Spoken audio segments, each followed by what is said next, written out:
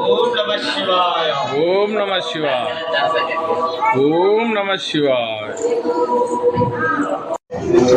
శ్రావణ మాసము పునస్కరించుకొని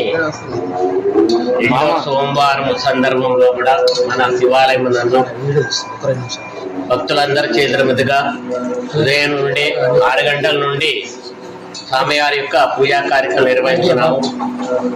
ఈ పూజా కార్యక్రమంలో మన రాజారాం కాలనీ వాసులు కాకుండా చుట్టుపక్కల వాళ్ళందరూ కూడాను మందిరానికి వచ్చేసేసి స్వామి యొక్క పూజా కార్యక్రమాన్ని తిలకించి స్వామి యొక్క ఆశీస్సులు తీసుకున్నారు.